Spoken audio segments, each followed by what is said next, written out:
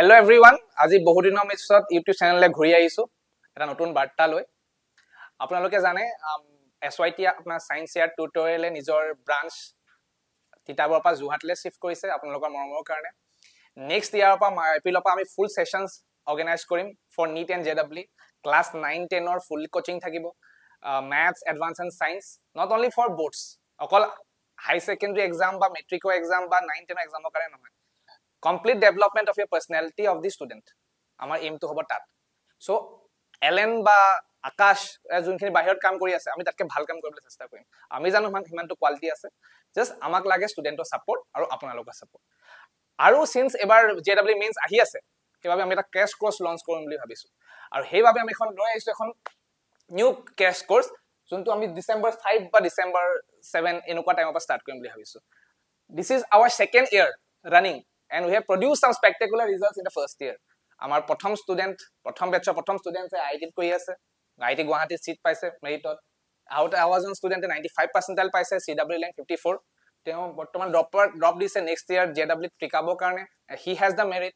চ' ইমান কম টাইমৰ ভিতৰত ইমানটো ৰিজাল্ট প্ৰডিউচ কৰা is not a simple thing, and we have done it, and our expert team has done it. আৰু থলুৱা মানুহে কৰিছে, সেইটো চবতছে মই গৰ্বিত। মই বিচাৰো যোৰহাটত যিমানখিনি ষ্টুডেণ্ট আছে যোনে JEE কাৰণে প্ৰিপেয়াৰ কৰি আছে, ক্ৰেছ কৰ্চটোলৈ আহক আমাৰ। What will our crash course provide?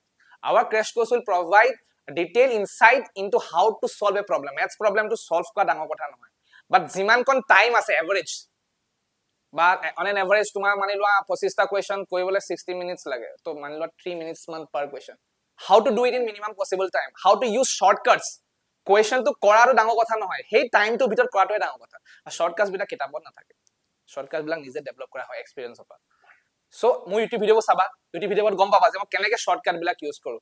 I think this shortcuts might be beneficial for you. আৰু মই ধুনীয়াকৈ এটা প্লেন কৰি দিছোঁ যে how to teach you everything within this 45 to 50 days time.